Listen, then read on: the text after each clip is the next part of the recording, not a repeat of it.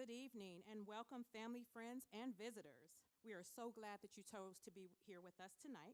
My name is Latanya Lewis, and I am the president of the health ministry here at the United Baptist Church. I bring you greetings from our pastor, Kevin G. Rushing, and our First Lady, Savette Rushing. Just a little housekeeping. If you have to use the restroom, there are restrooms in the back of the sanctuary. Also, if you have questions and you're in the sanctuary, we will be walking around with index cards and pens. You may write your question on that and we will get it for you for the moderator. Also, if you're joining us virtually, you can just put your question in the chat or in the comment section. At this time, I would like to welcome Veronica Sims, Community Outreach Liaison from Stewart and Calhoun Funeral Home, to begin our program. Good evening. Good evening. Thank you so much. I may do a little repeat, just to say good evening and welcome all that are in the space today. And those who are joining us online, it is my privilege to serve as the Outreach Community Liaison for Stewart and Calhoun, and certainly a privilege to be here today to partner with Project Ujima and United Baptist Church Health Ministry to bring this community forum, this important, very important community forum. We know that we are now nearing the end of Minority Health Month, but the realities are we never end, and it's so important that we do our regular checks around our mental wellness. So again, I appreciate you all making time to come out, and thank you for being here. But before we begin the program, there's something I really thought important that we do. We have a really special friend in the house tonight who is really a friend to our community, who does great work around mental wellness. And matter of fact, she has the distinction of being the first African American to ever serve in the capacity of the board director for ADM. And so I just want to take a moment first and welcome our special friend, the director of ADM, and ask you all to help us welcome Amy Wade. I'm really aroused. Did I say she's the first one to ever serve at the helm of this organization that does great work for our community? So thank you. Thank you so much, and thank you all for having me today again. Of the Summit County Alcohol, Drug Addiction, and Mental Health Services Board, we serve in the capacity for the entire county for funding mental health and addiction services for all of the residents of Summit County. And I can't tell you how elated I am that you are having this conversation. Even though we're rolling out of April, we're rolling into May, which is Mental Health Awareness Month. And this conversation is so important that you're having here tonight. To carry this message, to have the awareness, and to support our fellow citizens in Summit County is, I can't even impress how important this is. As I monitor and look at the data in Summit County and what's going on in our community, we need to build some hope and resiliency in those around us, and specifically in our Black community. Because I can tell you the numbers of our deaths of despair have spiked. They're increasing, and we need to find out why. Historically, we've talked about what has not happened in the Black community. Suicides, that's not us. The opiate epidemic is not about us, but I'm here to tell you that it is.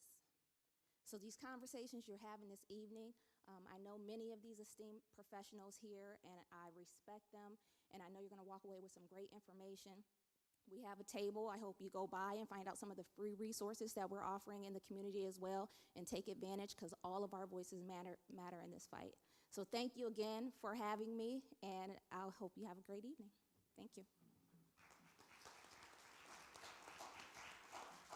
Did I mention she was the first? Can we give her just one more rousing hand of applause? Okay, as we began to get in this space, we thought it was so important that we prepare ourselves to go in this space. And just before we go in, I want to bring to my brother and my friend, Freeman Mahone, who's going to do a little exercise with us to get us kind of set for this great conversation. Would you welcome Brother Mahone?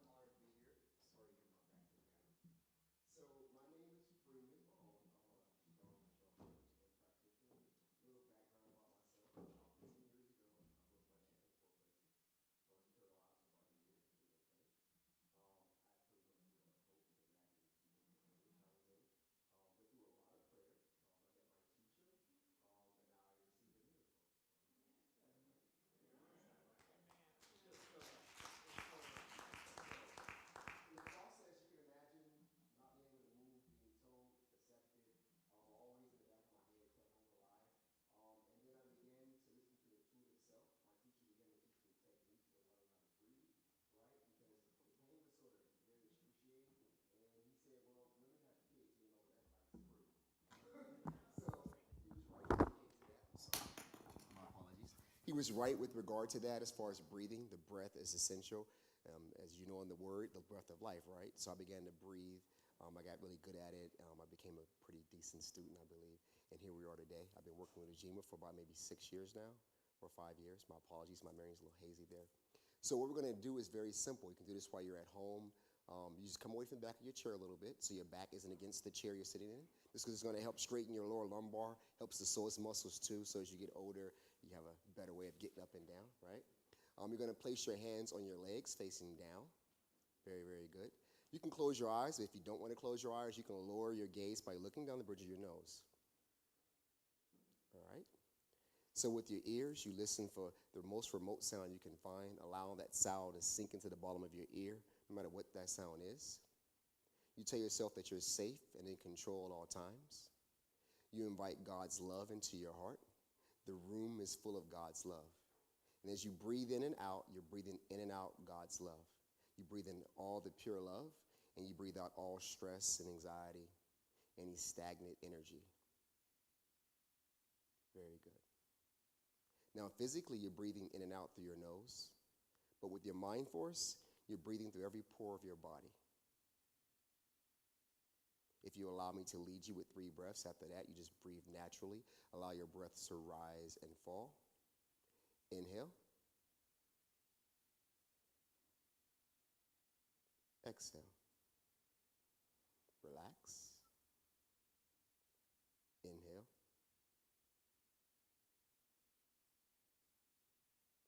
Exhale. And one last time.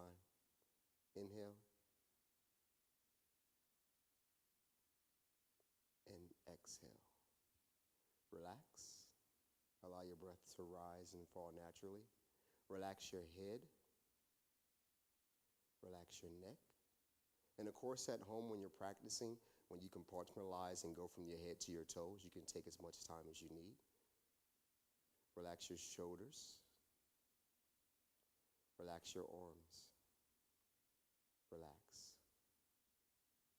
Relax your hands. Relax your chest.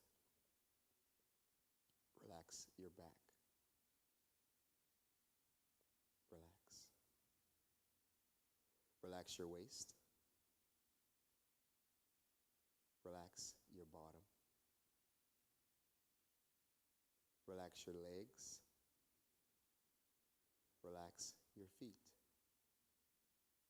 From the crown of your head to the soles of your feet, relax. Relax all of your organs.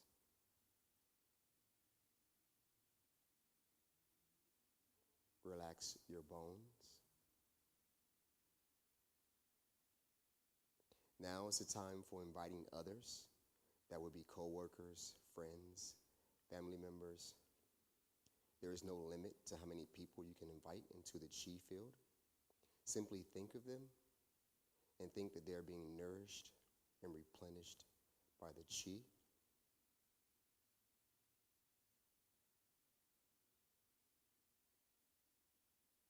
Very good.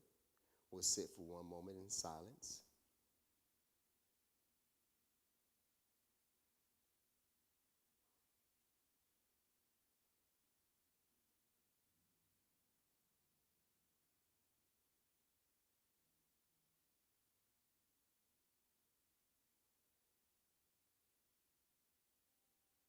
If and when you find your thoughts wandering, do not be frustrated by this. This is normal.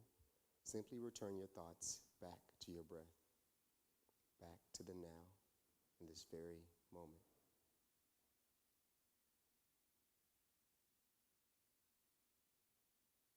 Very good. We're going to close out and terminate with 3 breaths. Inhale. Exhale. Inhale. Exhale. And one last time. Inhale. And exhale. If your eyes were closed, you can open your eyes slowly. Allow yourself a moment to adjust. How do you guys feel? You guys have any questions for me? Cool. So I'm going to pass it back over. Thank you for allowing me to be here. Thank you for participating. So we have the privilege, as Project Ujima, to have Freeman facilitate Circle Wellness. We call it Wellness Circle every Saturday at Lawton Street from 10 to 11:30. So we extend an invitation to you this Saturday. We're having Village Talk, so we'll have some Tai Chi and Qigong, and then we'll have a circle where we talk about mental health and brain health. So I hope to see you there. So my next job, or the next thing my responsibility is to introduce Tracy Carter. Before I do that, I would like to introduce myself. I'm Lakeisha Hayes, Executive Director of Project Ujima, and I am happy to partner with Stewart and Calhoun and United Baptist Church. When we got the call for Miss Veronica, we felt it very important to be a part and to partner with her because Ujima means to make our brothers and sisters' problems our problems and to solve them together. And we think about our community as a whole and where we sit. It was very imperative for us to jump on this and help forward the mission and the thought and the vision that you had with this. So thank you for calling us. And so without any more from me, I would like to introduce our facilitator, Tracy Carter, a healthcare executive with 30 years of successful business development, community health improvement planning, and government relations and health policy experience to benefit patients and corporate interests. Under Tracy Carter's leadership, hundreds of thousands have assessed and or maintained health coverage, and over 5 million in business development priorities have been advanced with public policies and strategic partnership. Come on, sister. Tracy first began her career at Summa Health Akron City Hospital as an Inroads intern. She ultimately assumed leadership responsibility of the health system's external affairs function. Under her leadership, the system earned regional and state awards for its diversity and corporate citizenship efforts. Carter provides leadership in civic priorities. She serves as vice chair of the Akron Children's Civic Commission. She is a member of the Akron Community Foundation and the Wells CDC Board of Directors. Carter also volunteers with Love Akron and the Greater Cleveland COVID-19 Rapid Relief Fund Phase 2 Strategic Team. So it's safe to say that Ms. Carter is more than fitting to facilitate this important conversation. So we welcome you, and please give her a round of applause.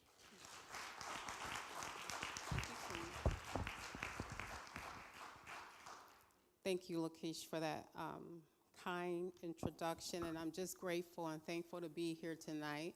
United Baptist Church used to be my home, and so when I came in the building, I felt at ease. I was at calm.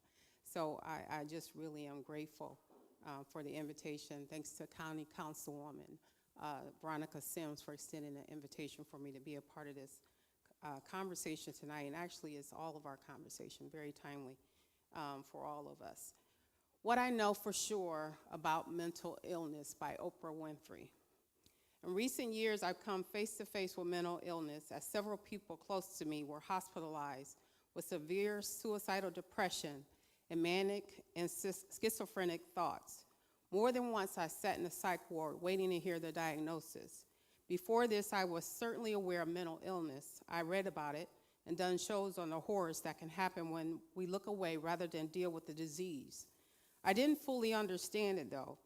As is the case with a lot of people, it wasn't real to me until it was in my own family, until I was in a position of trying to help loved ones take better care of themselves and stay on their prescribed medications, which is a real problem since many people who start to feel better want to go off of them.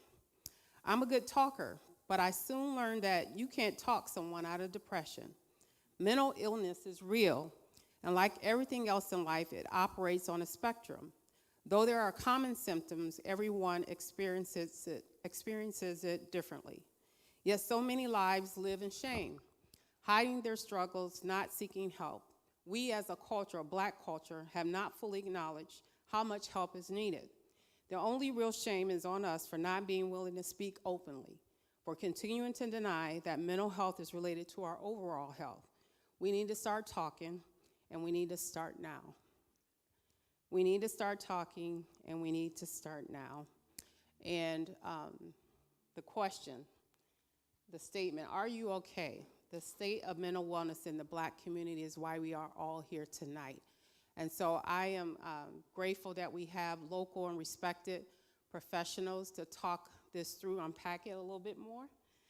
There's different perspectives on the panel, and so at this time, I'm going to ask that each panelist introduce himself or herself and talk about why this topic, are you okay, is most relevant to them. So I'm going to start to the left with Miss Lisa McCraney. Hi, everybody. My name is Lisa McCraney, and I am the founder and executive director of Healing Hearts Counseling and Consultation Services, as well as Lisa Speaks Too.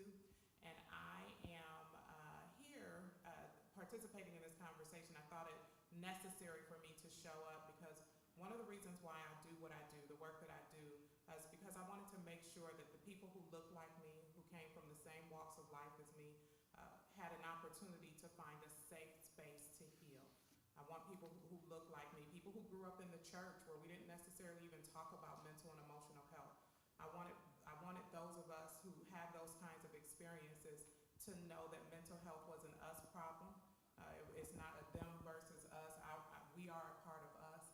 And I try to create a safe space for people to know that help is available and that we are a part of that help scenario. Thank you, Lisa. Minister Muhammad, could you introduce yourself and why this is so relevant to you now? Absolutely. Stephen Muhammad, student minister of the Nation of Islam. Been working and serving in the Akron community now for all of my adult life. And I know some of you look at me and say, well, brother, you can't be more than 30. But that's not true. I just turned 55, and as such, have a chance to really look at my own reality and seriously ask the question, are you okay? And for a father, a husband, a community servant, that means a lot of things. We spend a lot of time serving other people. That's our whole reality in the ministry and the different community activists who may be in the audience. That's all you get is phone calls about what's going wrong in other people's lives. And very rare do I get a phone call and it's just about how are you doing today. My wife asks me, but she's got other motives. Conversely, I don't always tell people how I'm doing. So to be on this panel is an honor, but I think that it's an opportunity to tell some truth, because people won't give you what you're asking for from themselves unless they can see that you too are willing to be vulnerable. And that's one of the biggest takeaways that I've learned in my years of service. So that's why it's important for me to be here today and ask and answer the question at some point before we get done today, are you okay? And I thank you all for having me. Thank you, Minister. And so Lisa's talked about the importance of safe places, space for individuals, and that we're creating that tonight. The minister, you just talked about the truth, talking about the truth, being vulnerable. We'll also unpack that tonight. And now I want to introduce Ms. Reed thank you, to introduce herself. And I just want to note for the crowd that she is now with Coleman Behavioral Health. So could you talk about why you are here tonight? Absolutely. So I'm Tristan Reed. I'm a psychiatric mental health nurse practitioner for about the past 2 years. Prior to that, I've worked in various capacities in Summit County as a registered nurse. One of the reasons that I decided to pursue mental health is because it's very personal to me. I've had family members with severe persistent mental illness. And then in addition to that, I come from a long line of nurses. My mom, who's in the audience, has been a psychiatric nurse for well over 25 years. One of the reasons that I feel is so important to be a part of this conversation is because working with people and checking blood pressure, giving them medications for their hypertension or diabetes. It's very common in the community, but you'll find that in doing all of that, there's much deeper things, depression, anxiety. And when I began to work in mental health as a nurse coordinator, I found that there weren't many African American prescribers. And because of that, I was seeing some of my family members and some of my friends get misdiagnosed, get on medications that they shouldn't have. And so that was part of the inspiration for me to go back to school and become a prescriber. On top of that, growing up in the Black church, I've been in church all my life. As a matter of fact, this is my church here. I found that so many times people just tell you to go pray. You tell them like, hey, I'm going through, I'm suicidal, I'm not feeling good. And it's like, let's pray, or let's go have you talk to a minister, and they will stand in the back for 2 hours after service, but they won't refer you to services. And so this conversation is important to me because it's deeper than just prayer. Sometimes we need services, and that's why I'm here today. I love it. Thank you for your testimony, Ms. Reed. And now we're going to move over to the other side of the panel with Dr. Williams. If you can introduce yourself and why this topic is relevant to you. Hello, everyone. My name is Dr. Curtis Kojo Williams. I'm an African-American male who practices psychology. And that's extremely important to understand, recognizing that often many of us are what we do. But we are a people of African descent, and that's extremely important to understand. So how are we doing today? That is a both micro and macro question. It speaks to the question of how we doing as individuals in our own homes, but it also speaks to the collective body of people, our people. And when I think about how we're doing today, what comes to mind is we're struggling as a people, but this is not an uncommon experience. Historically, we have put up with a tremendous number of challenges that we were able to overcome. And I think we're still faced with some of those challenges in this very day. Although these challenges may look a little different, we may experience them a little different, they might even be projected onto us a little differently, they're still having the same mental health challenges. They're still challenging us in very similar ways. So when I think about how we're doing today, we're doing well. We're still here. Yeah, we're still here. Thank you, Dr. Williams. And now I'm going to ask Ms. Culver if she'd like to introduce herself and why this topic is important to her. Hi, my name is Yvonne Culver, and I am the Director of College Access with Akron Public Schools. Prior to accepting this role, I was the coordinator of school counselors with Akron Public Schools.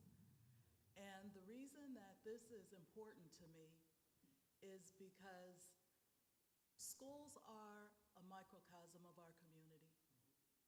And whatever is going on in the community is going on with students who may not have the ability to process those emotions yet, who may not have the ability to know what to do with those feelings yet.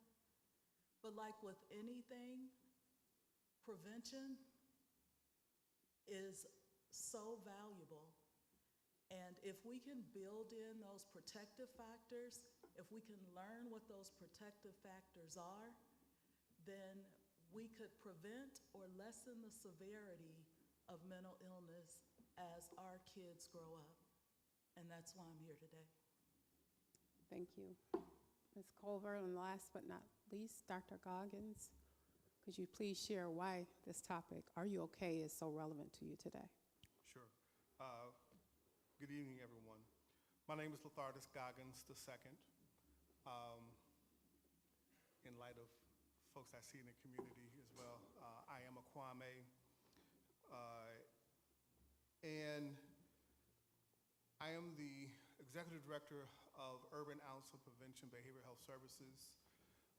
Been in that position for about 2 months. I've spent the last 5 years working in Cleveland Metropolitan School District as a humanware partner, which is their euphemism for social emotional learning. Prior to that, I've spent most of my career involved in education, higher education around academic achievement, but my interest, my concern, my take, my framework has always been around identity development and the ways in which we come to understand ourselves and how that has protected us or even challenge us in trying times, and so, or in hostile environments, as the case may be. Over the last couple of years with the pandemic, I think there has been a very interesting reawakening, if you will, or at least a realization by some, the importance of human development, the importance of mental health, behavioral health, protecting the identity.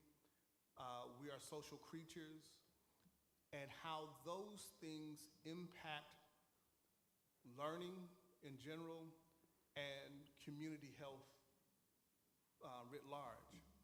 And so I think this question, are you okay, speaks to all of those type of concerns that we've expressed as a panel thus far, and all the various aspects of what it means to be a healthy human being in an environment that has always been rather hostile towards us, and how through the pandemic we have found a particular need to be connected in healthy ways. And so that for me is why this question and in this forum is so important. Thank you, Dr. Goggins. And just want to pause for a moment and let the panelists know that my boss told me we have to do a better job speaking directly in the mic. So lean in when we talk. And just a reminder to our audience, if you have questions, there was an opportunity for you to jot down your questions on an index card, and we will make sure your questions are answered throughout this presentation. We are scheduled to go until 8:30, and so we will make the most of our next hour together. And again, this is a conversation among us, about us. So let's talk about, are you okay? How to have that conversation in our community, given the stigma, given the uncomfortability about mental health matters. I'd like to ask this question of our panelists, and it's off script. How do you have a conversation with men about, are you okay? Let's talk about that first, then I want to talk about how do you have a conversation with women, and then also, I'm looking at Yvonne, about young people, different audiences. So let's start with men. How would you have that conversation effectively with Black men? Dr. Williams. I only say interesting because, right, it is very interesting. African American males are probably the most vulnerable population in our culture. We are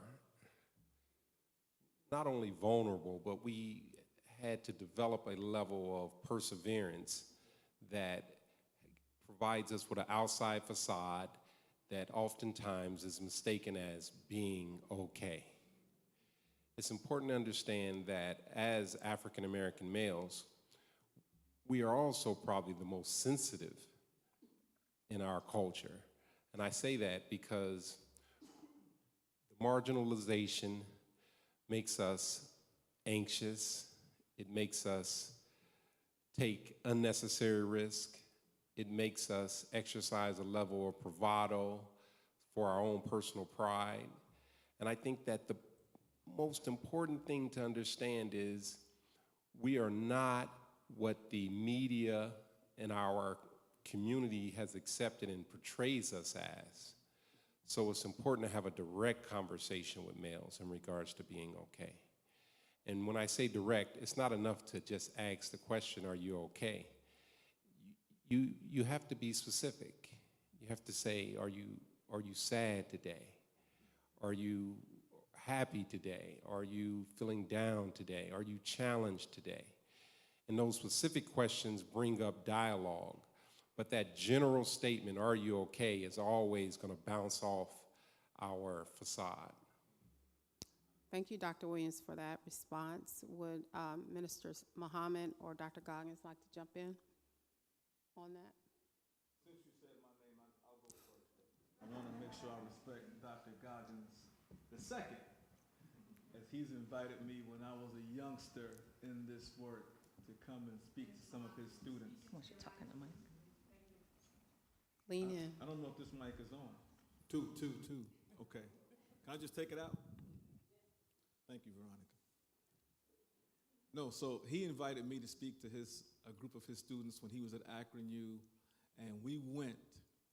And I said something in that discourse that I have thought about since it happened. And I don't know, that's probably been 20 years ago.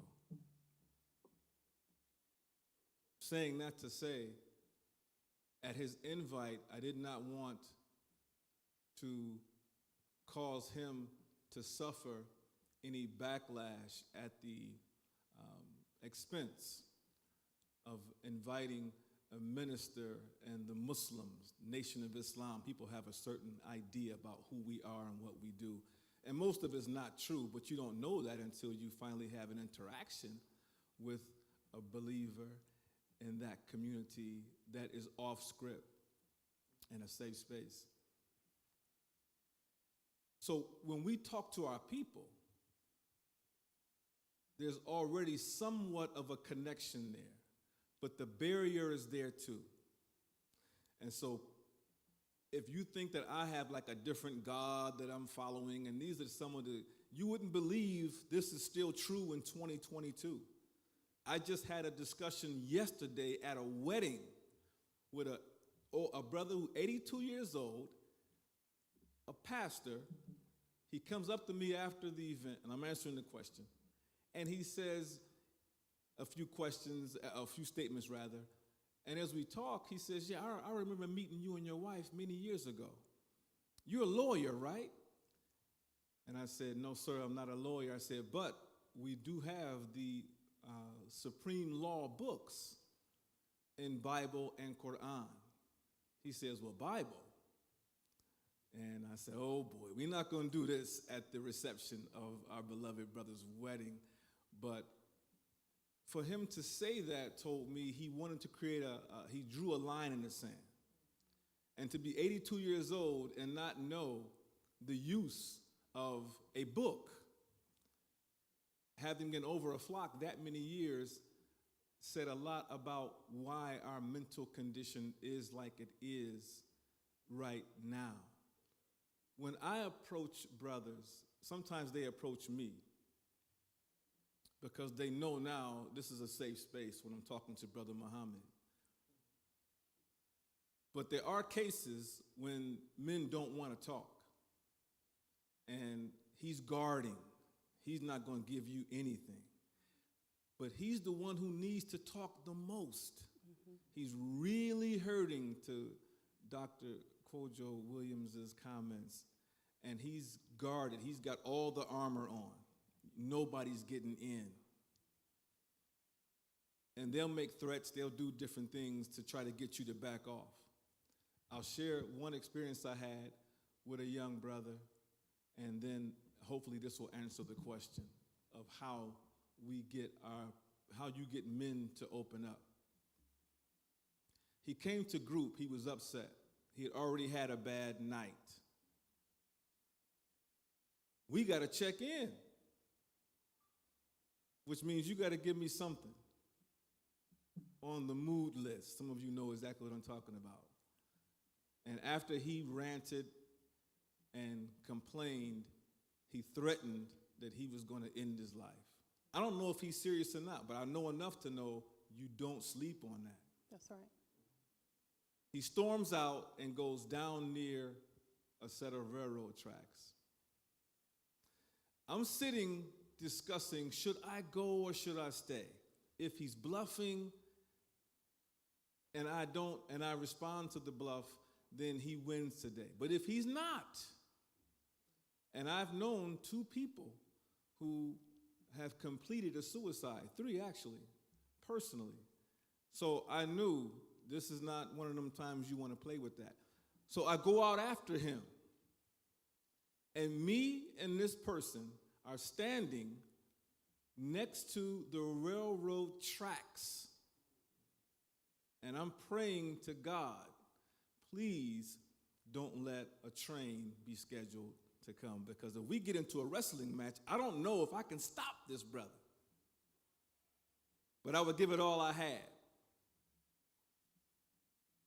The train didn't come. We walked back into the session. And what he saw from me from that event was, here's somebody who's willing to go all the way. I never had any more problems out of him after that. And to this day, he can call me anytime and vice versa. So I guess the long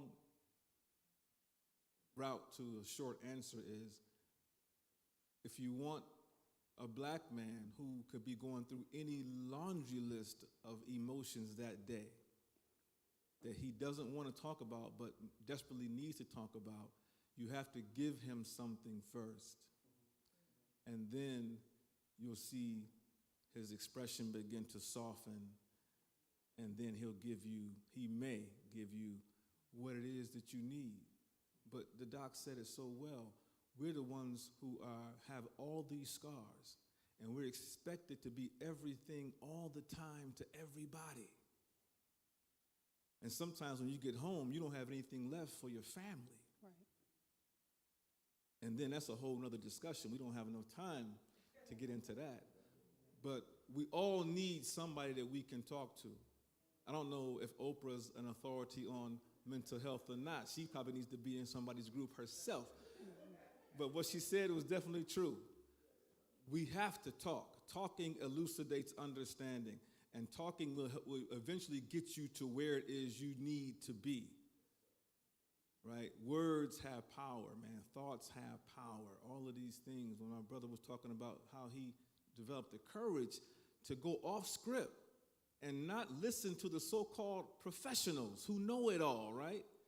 You'll be paralyzed the rest of your life. How do you know about the rest of my life? You don't, right? So we reject that intuitively, and he's spot on with that. We got to get back to our natural state, and that does mean you have to do a little bit of off-road travels, but that's what this is all about. So, yes, be vulnerable. Thank you, Minister Dr. Goggins. We say you are okay. It kind of reminds me of a meme I've seen where it says, you all right? And that means one thing. You say it again, you all right? It means something else. You okay? How you feel? You okay? What you about to do? You okay? I'm afraid of you. You okay? Means something, you know what I'm saying?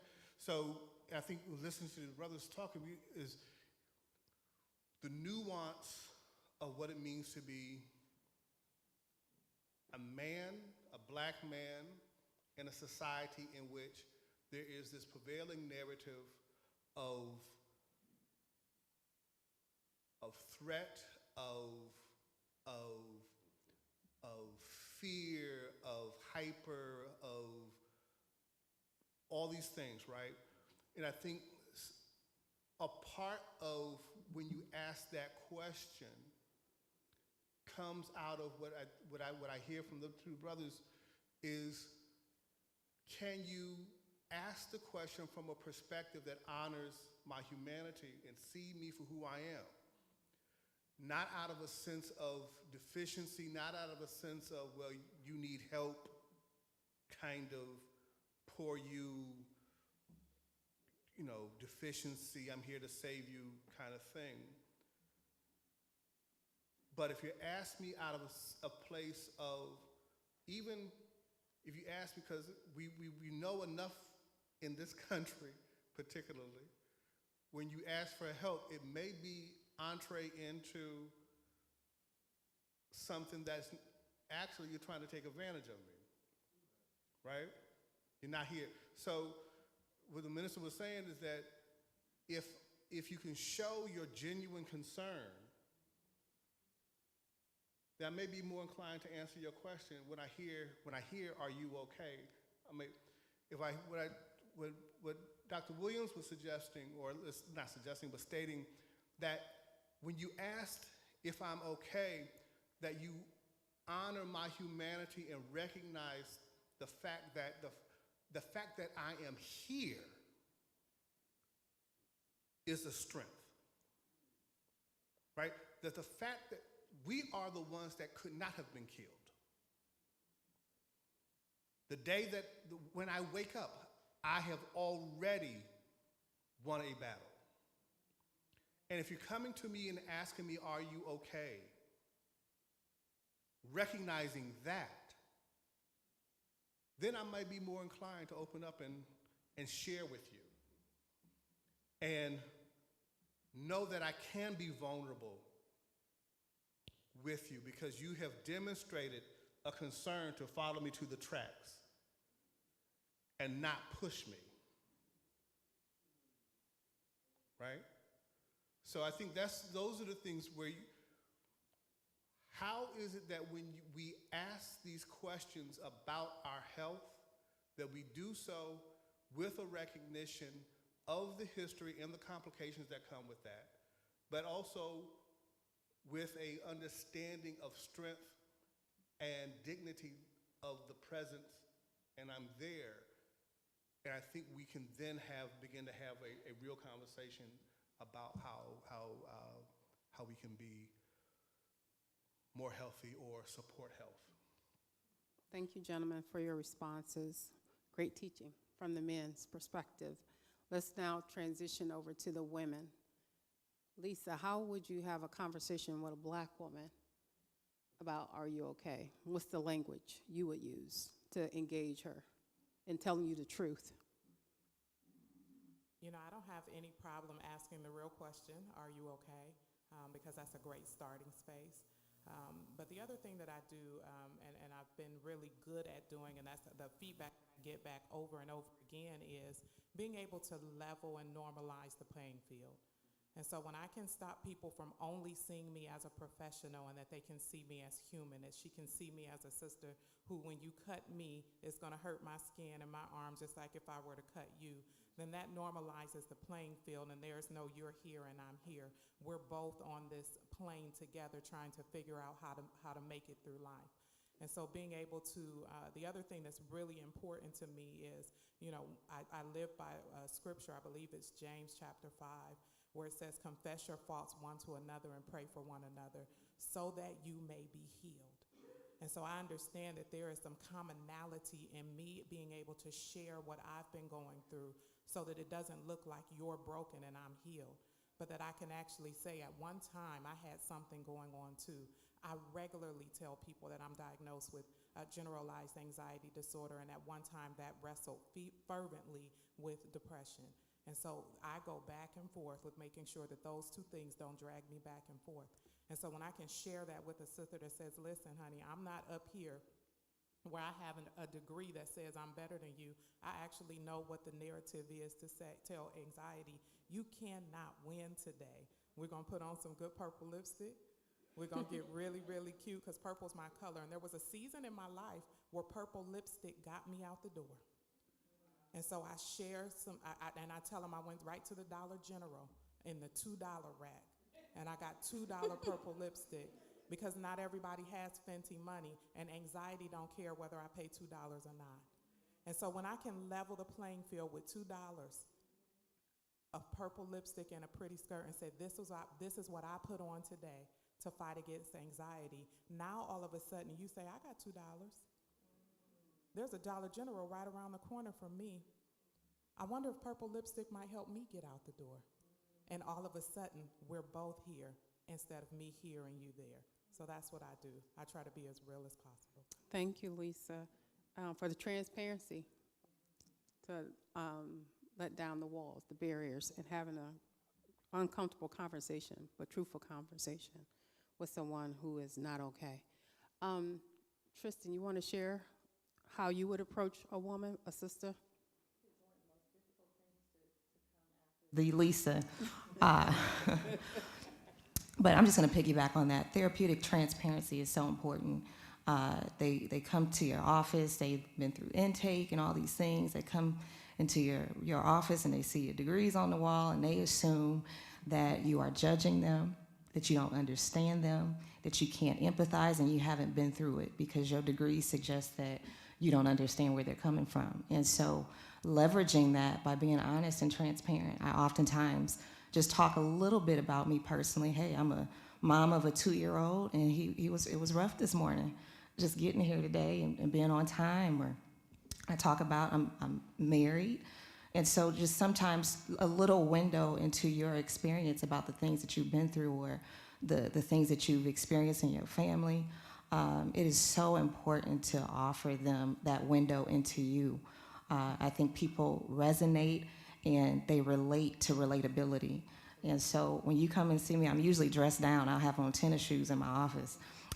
Even though it goes against the policy, I just like to be comfortable and make them feel comfortable that they're talking to someone that they can relate to.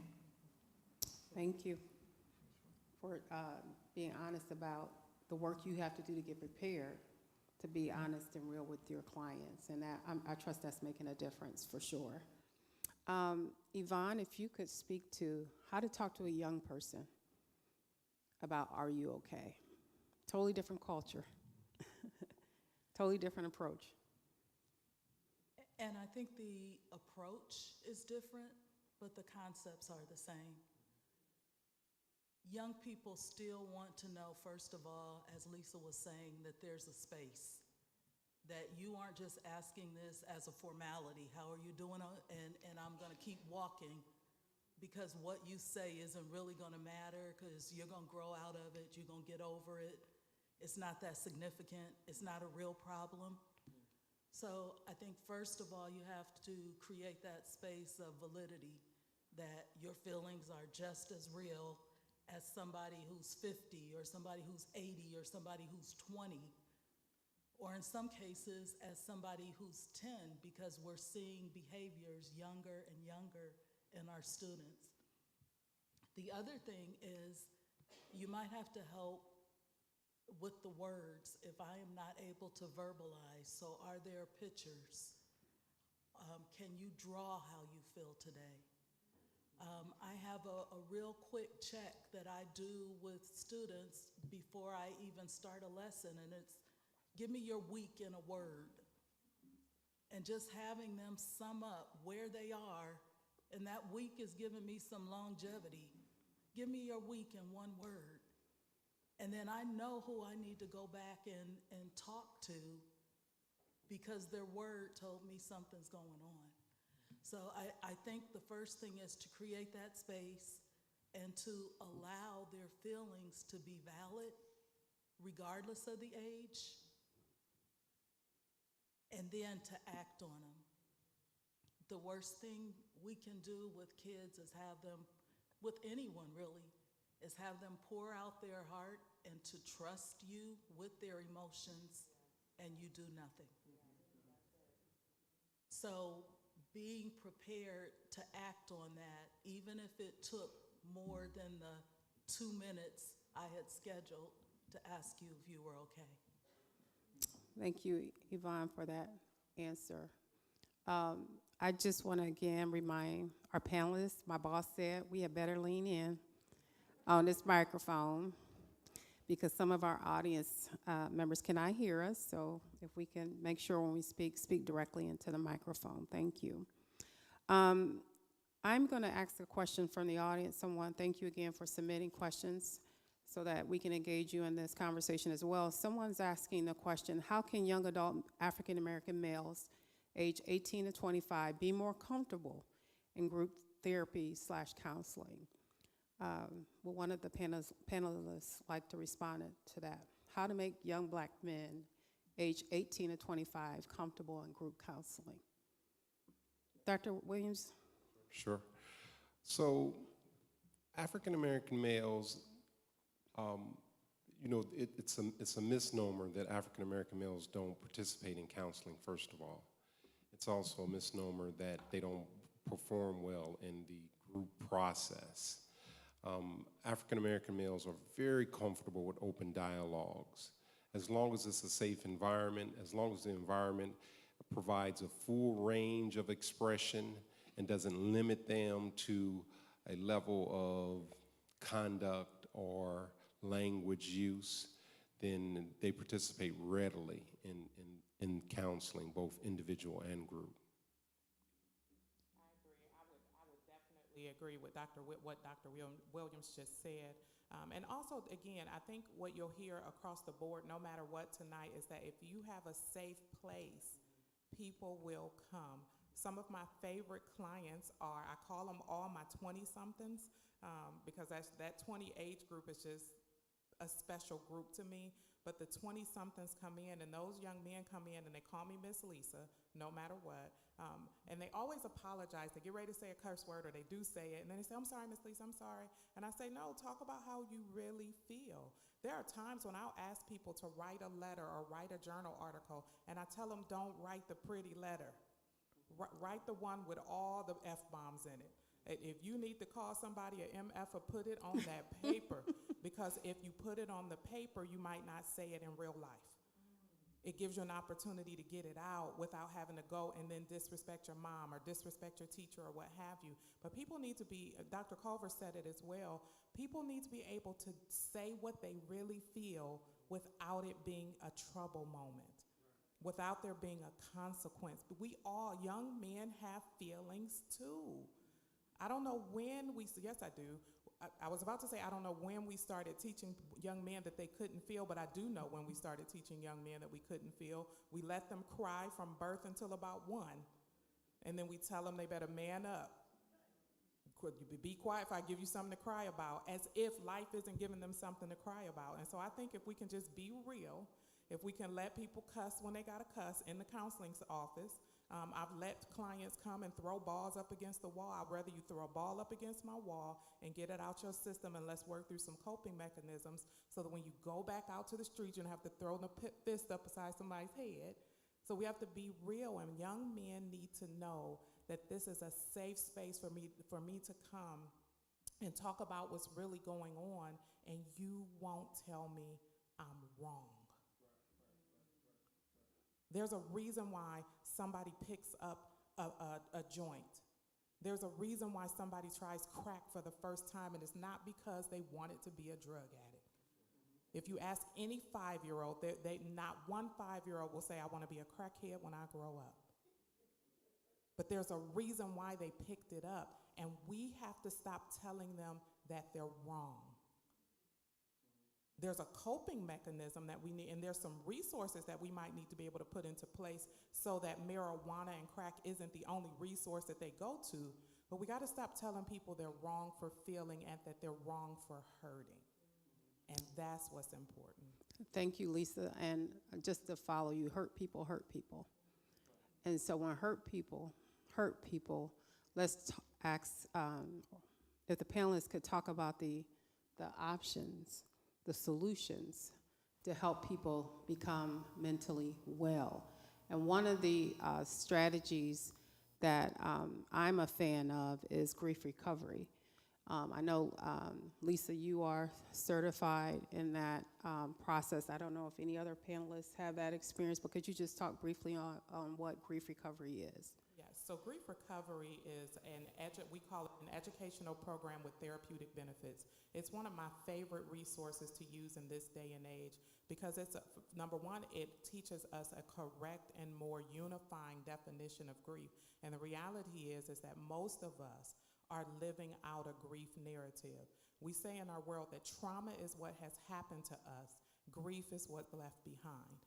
And so it teaches us a normalized level of what grief really is, and then it gives us, we call it grief recovery. It gives us some recovery components so that we can walk through our grief narrative without it beating us up on a day-to-day basis. It allows us a safe space to deal with that emotional baggage that we carry around. It talks to us about the G word, is what we call it, guilt, which is a lot of times when there's some unresolved emotional work that needs to be done, things we wish we should have said different, things we wish we would have done differently. No, more times than that, those are the things that hold us hostage.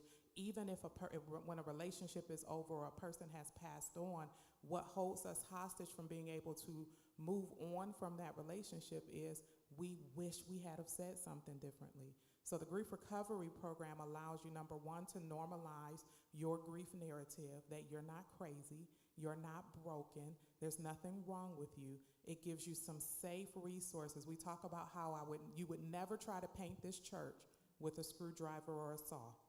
You could. It's going to take you a really long time, but that's not the right resource to paint this sanctuary. And so when you come to the grief recovery programs that we offer, we give you the right tools to walk through grief healthily. Thank you, Lisa, and her practice does offer that. You also can access the service more broadly in the community by visiting loveakron.org.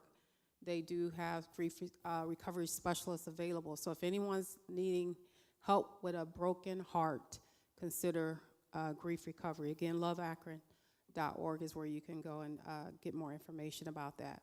Someone from the audience sent over this statement. It says, in some families, holding secrets about our pain is not encouraged. It can be a huge barrier to being okay. Would one of our panelists like to respond to that?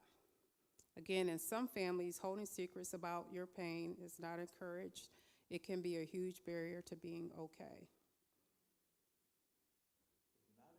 I think they meant to say that holding pain, holding your secrets is what we do.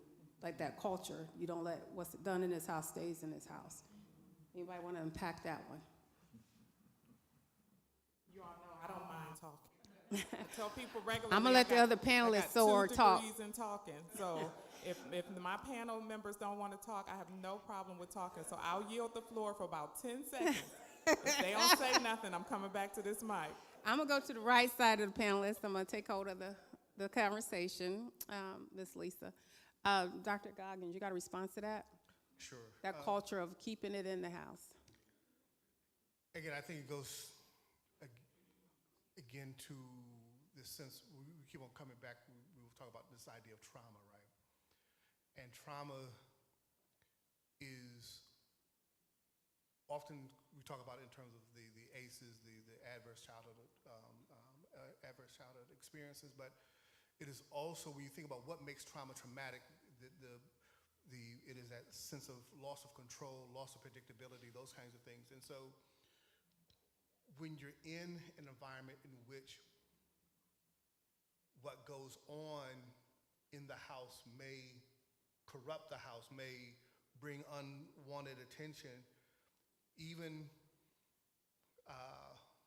the possibility of not trusting what those services can be, right? Because we know that we're more likely to be diagnosed, we're more likely to, have our children removed from us, we're more, all these kinds of things that play out that makes it very hard to even seek the help because help may not be help, right? So when we talk about, come from a perspective of a restorative framework, we say, there's the person that's been harmed, there's the person that did the harm, but as a community, we also have to consider what about us as a community that allows that to happen amongst us, right? So when you have people who are reluctant to seek out help in the community, a part of the community's job is to at least wrestle with the idea, what is it about us that makes that a very reasonable expectation? Don't go out there and tell our business because the people that should be helping us may not be, right? So there's that. I think we also have to wrestle with, get in trouble here being in the church, but we'll talk about church, that, and somebody mentioned before, that our response to to problems is pray, but then no follow-up, no connection to a professional or a network of other professionals, right? We are human beings that are spirit, mind, and body, and so we need to engage all of that in order to address the The problem. full man, the full. Right, the full person. And so all of that, I think there's a lot of things there. And I do want to connect back to the idea of being, we struggle with the behavior, right? Behavior is communication. When I act out a certain way, I'm communicating a feeling. I'm communicating something. And we all too often will get stuck on how it's being said and not what is being said. And if I feel unheard, ignored, or patronized, I'm very unlikely not going to seek out that help. I'm not going to turn to a resource. And so all of that I think is a part of addressing that stigma of how do we share and find places and find persons that can allow a person to begin to open up and begin to a family too. Thanks, Dr. Goggins. Yvonne, you want something? Because I don't want to upset Lisa over there. Dr. Lisa. So I think the problem is twofold. First, our strength in the Black community is also our weakness. Our strength that we are self-sufficient, that we're going to make it, that we can handle it, that we've been through harder, makes us continue to push through even when we need support. And so by families a lot of times saying, you can handle this, it's looking at that history, it's looking at that strength of the family, and then that flips to the second part. We as a community have not yet acknowledged mental illness as an illness. And until we get to that point where we look at it as an illness, we don't necessarily have the okay to go for help. If I had a physical illness, the people in our families, the people in our circles would not say, oh, don't go to the doctor, don't go get any treatment. Girl, that broken arm, you just hold it differently and it's gonna be all right. We're gonna pray that the Lord is gonna set that arm and you're gonna be fine. But until we acknowledge it as an illness and something that is outside of our physical control, we can learn some behaviors. You know, if we have diabetes, we can do some things to help us manage our diabetes. So you're going to have some part in your own recovery, but there's sometimes you need a pill. And so we have to get to the point where we can see that as an illness and then acknowledge that there is nothing we can do totally on our own to make it be okay. Thank you, Yvonne, for saying that. The one solution that I want our audience to take a look at is this mental health first aid, to better educate all of us what mental health illness is, how it shows up in individuals, and what we as individuals can do to better respond to illness if it shows up personally within our household or with our loved ones. I don't know if anyone on the panel has experienced mental health first aid. Trish, you want to speak to that resource? And it's available out in the community, and again, it better educates you about what it looks like, what it is. Absolutely. I think we find specifically in the African American community, I was trying to lean into the mic. We find in the African American community that we typically define mental illness as a blanketed term of just crazy. It's the first thing we say, the first resort that we go to instead of identifying what the symptoms are. And so the mental health first aid, it gives us the education to be empowered to understand the symptoms, to understand the different things that we can do to be supportive in helping our loved ones and our community that might exhibit those symptoms to know what to do and how to handle it. And so it's very important. It's not just crazy if they're hearing voices, if they're seeing things, that could possibly be schizophrenia. If they have anxiety, but it's to the extent that they're balled up in a corner and they can't leave the house, that might be panic disorder. That's not just crazy. And I want to encourage everyone in this room to please take that word out of your vocabulary, at least specifically when referring to another human. That is a part of the reason that is so stigmatized in our community, because it's looked on as something to be shameful of. But these are our loved ones, our brothers, our sisters, our cousins, our mothers. And so they deserve to be empowered and to know that just like the diabetes and the hypertension that we don't mind talking about, if you're hearing voices, if you're seeing things, you can talk to me about that too in the same way. And the mental health first aid is a great resource to empower us to be educated on what the different diagnoses are and the different treatment options as well. Thank you. Anyone else want to elaborate on mental health first aid? How important is Dr. Williams? Sure. You know, we have a historical and a personal trauma history.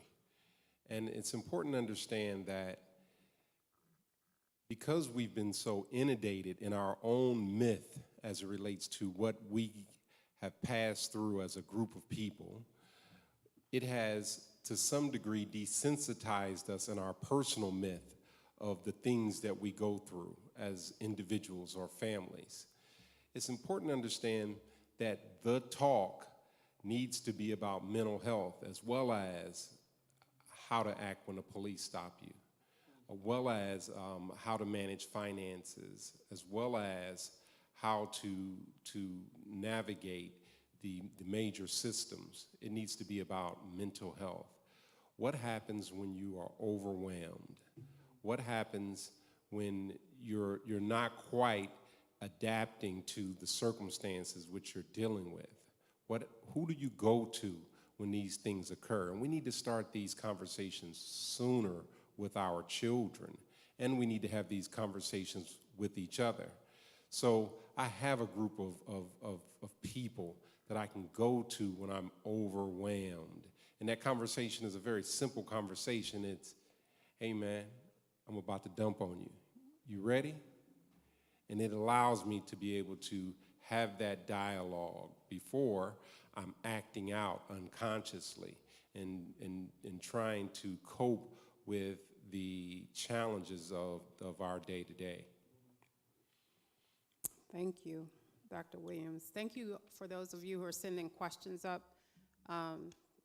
For our panelists, we have about 18 plus more minutes to have this conversation, and I want to make sure I honor everyone who wants to raise their hand. And so there is a question from the floor.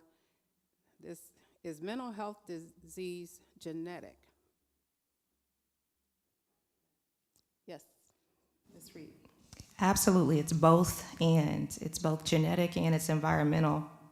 I was just thinking there was another question that was asked earlier, specifically about how to have those conversations with women, specifically women of childbearing age. It is so important to discuss their genetic predispositions or family members that might have mental illness, so that way they can be prepared. It could have skipped them, but it possibly may impact their children, specifically if they are stressed during pregnancy. I have so many women who come to me who are pregnant, and I'm like, hey, if he's stressing you out, please leave or get some space. At this point in time, a woman who is exposed to stress during pregnancy, it enhances the likelihood of the child being born with factors such as generalized anxiety disorder, having major depressive disorder from just exposure to stress during pregnancy. So it's so important, and I just wanted to touch on that.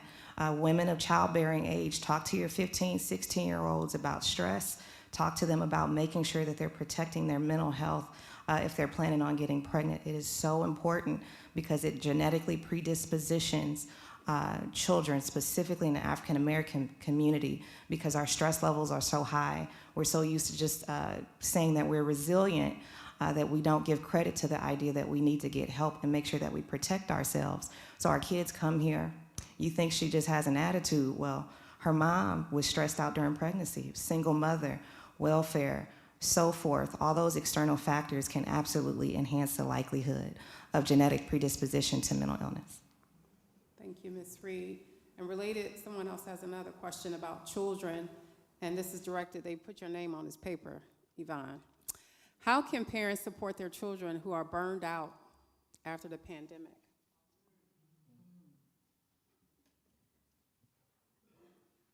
My first question is, what is the family's expectations for the child? And secondly, what is the child's expectations for themselves? Sometimes with students, especially a high-performing student, they give themselves very, very little margin for error. So that B is devastating because they've always been a straight A. And sometimes the pressure in the family is such that there's little margin for error, because this has been the child that was easy and the child that we didn't have to worry about. And so allowing them space and energy to not strive for perfection is an adjustment. I think setting goals, setting realistic goals, our children, when we look at a lot of the things we're doing, they do have very, very stressful lives. So they're doing schoolwork, they're doing chores, they're in sports, they have to work in their friends and their social media, and it's social media in itself is such a high stressor. I tell students a lot of times, when I made it home, I was safe because nobody could get through my house without going through one of my parents. Your child could be in their bedroom with adults around and still not be safe. And that's very, very stressful. So sometimes parenting helps that. Sometimes it's, I don't care how mad you get, your phone comes in my bedroom at night because you need to sleep. And if I'm on my phone all night and I'm not sleeping, then that's gonna raise my stress level. Just the basic things, the diets. They gotta eat more than hot Cheetos and Mountain Dew. So those things that help you be more healthy, if you can incorporate those and then also look at realistic goals and realistic number of activities, those all help with managing stress in kids. That's great teaching. Yes, Dr. Goggins. One of the things for sure I've noticed in COVID and the routine, being inside, we cannot, again, think about what it means to be a human being. Get outside in the sun, soak up some vitamin D, and just chill, right? We some of the things that we've taken for granted. A lot of what we have experienced over the last couple of years, the things that we've taken for granted for healthy human development, we have to be more deliberate about, right? You say take your phones, but just go outside and play. And do what? I don't know. Get dirty, play, right? Figure it out. Just go outside, let some of the sun hit you, breathe some fresh air, because the air outside, more often than not, is healthier than the air inside. If you're gonna spend a bunch of time in your house, Go and find some plants, bring them inside, help oxygenate the air inside, clean out some of the air inside. Make sure you change your filter in your house when you every 6 months at least. Every time you change the battery in your fire system, change your air filter at least. We spend a lot of time inside in environments for which we are not built to be. Get your child outside, let them get dirty, soak up some sun, and breathe some fresh air. So simple, but so powerful at the same time. We all have access to the outdoors. Yes. And I just really want to encourage us all to have conversations with our young people. Ask them. First of all, as an adult, you have to have a narrative around what stress and burnout is and all the rest of the words. So you have to know what that is, but then you have to be able to go and have a conversation with your child. I just read an article recently about college students, and all they were challenged to write the answer to this question: I wish my parents knew. I wish my mom knew. I wish my dad knew. And so I want to challenge us as adults who have young people in our home. Have your child answer that question. I wish my mom knew. I wish my parents knew. And prepare yourself for whatever your child's response is going to be. One person said, I wish my mom knew that I'm struggling and that college is hard and I didn't want to come here anyway. I wish my mom knew that I don't like this major, right?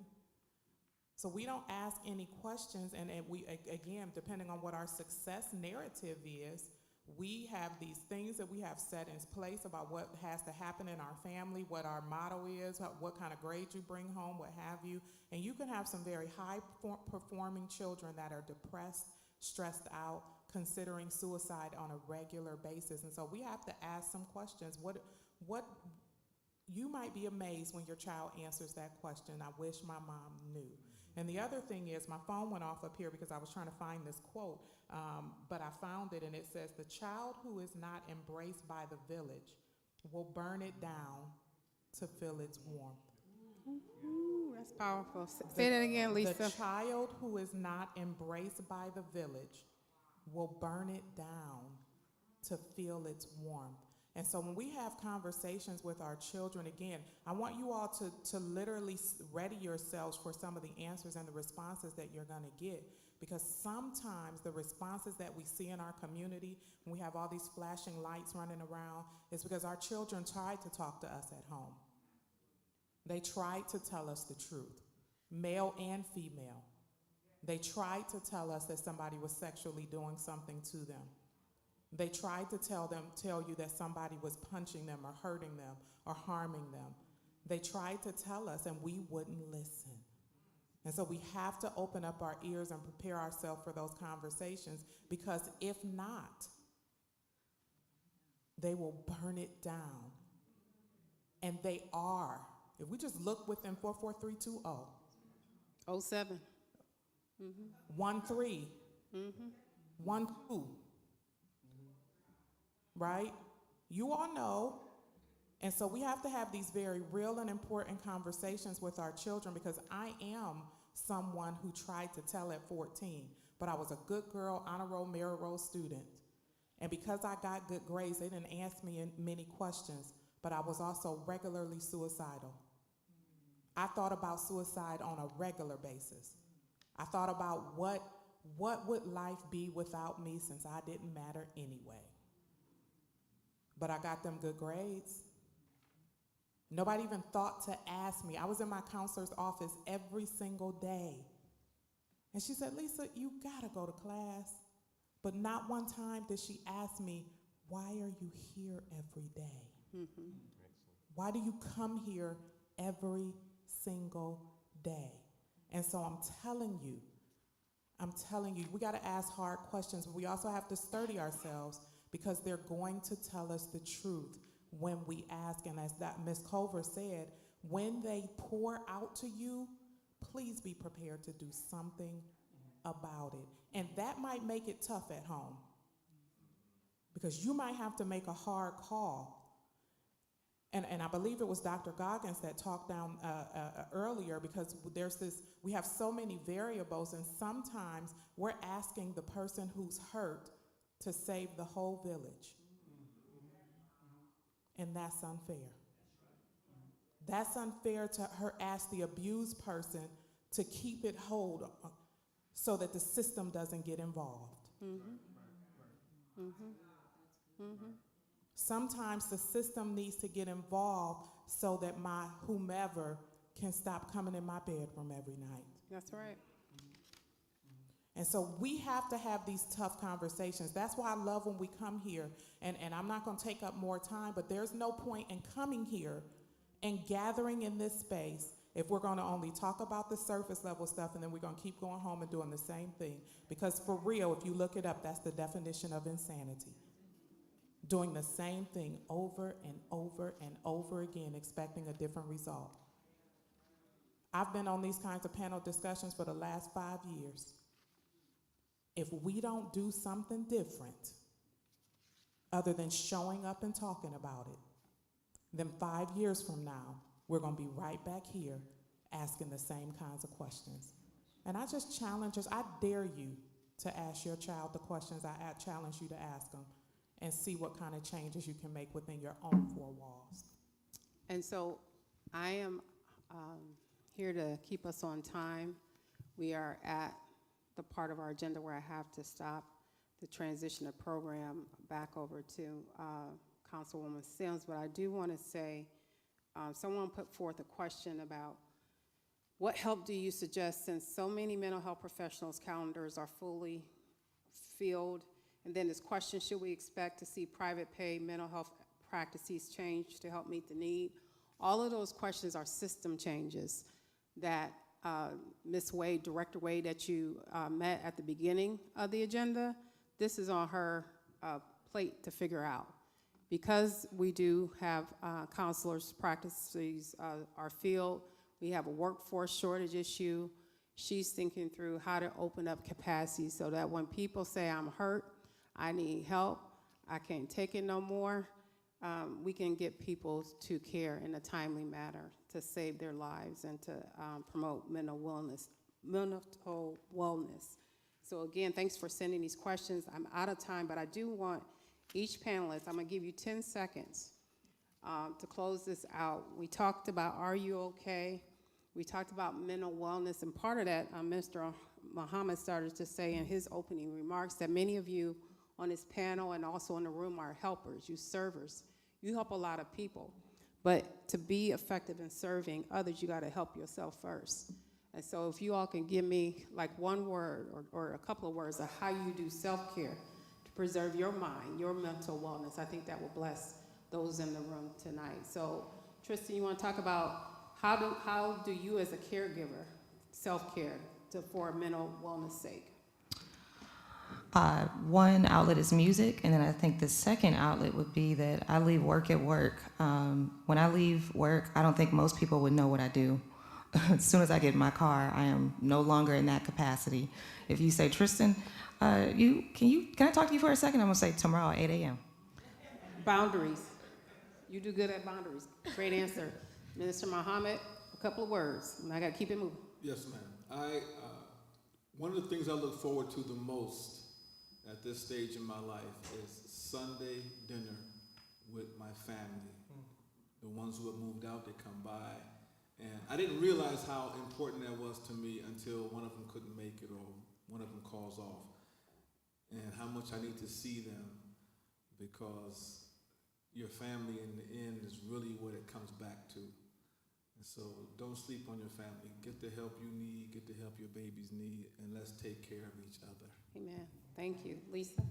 I take an opportunity to take off every single chance I get. I look at my schedule weekly. So on Sunday, if there is a natural off day that is there, so Wednesday is empty, then I write off, and I don't fill in any other blank. If it wasn't filled by the time I get to Sunday, then it's not filled for this week, and I'll see you next week. So I take advantage of every off opportunity that I can. And then I say, no is a complete sentence. Yes, it is. Dr. Williams. Well, I don't work to live, right? I live, right, to live. I don't put work as the number one thing in my life. I put my life as the number one thing. Great perspective. Yvonne? So I do practice gratitude. So every morning I start my day by focusing on one thing that I can be thankful for and that I'm happy about. And then I also make it a point to have a real good laugh every day. Even if I have to pull up the giggling babies on Google to make me laugh. But, you know, laughter does the heart good. So, and then I like to travel. All right, Dr. Goggins, close us out, sir. I would say just in general healthy rituals, right? Find a way, be it the giggling baby, laugh, gratitude, wake up in the morning, hit the floor, say thank you. That's one of mine. I like to garden, get outside, grow something, be a part of nature, know that I'm one with this universe, and family. Family, both communing with my ancestors and remembering and thinking about lessons and fun times and things, looking at my children and projecting out what might be helps situate me. And as what somebody said, learning, giving myself the permission to just say no. And with no guilt or explanation beyond that. All right, and with that, ladies and gentlemen, that concludes our presentation about Are You Okay? The state of mental wellness in the Black community. And I'm going to turn the agenda back over to Ms. Lewis. Thank you so much. Thank you to our wonderful facilitator, Tracy, and our awesome panel. I'd also like to thank Lakeisha Hayes and Audrey Richardson from Project Ujima and Veronica Sims from Stewart and Calhoun for collaborating and putting this together. Let's give them a great hand. Thank you, ladies. We would also like to thank all of you in attendance and also those of you visiting us virtually. We also would like to acknowledge the ADM board, CareSource for the wonderful to-go meal that will take place in just a minute, Cleveland Clinic Akron General, the Gus Johnson Community Center, Stewart and Calhoun, and Summit County Public Health. We would also like to invite you to join us on next Wednesday at 7 p.m. as we will have Pastor Robert DeJournette from St. Ashworth Temple, Church of God in Christ. He's a certified in grief recovery. Gloria Terry, a certified grief recovery specialist and mental health coach, and Elder Michael Montgomery, the owner of Empower Counseling Services, LLC, as we discuss grief recovery. That will take place here at the United Baptist Church at 7 p.m. next Wednesday. It will be live and virtual. At this time, we will move over to the Gus Johnson Community Center to visit the vendor tables. We're going to probably call rows so we can have a little bit of order. As you leave out of the sanctuary, there are swag bags on the table. Please just take one bag, and then you will then go into the Gus Johnson Community Center and visit the tables. We also hope that some of the panelists can stick around if you have additional questions that you didn't get a chance to ask. And thank you so much for supporting this event. We have a lot of good resource tables over there, so please stop over, grab your dinner, and we thank you so much. Good night and God bless.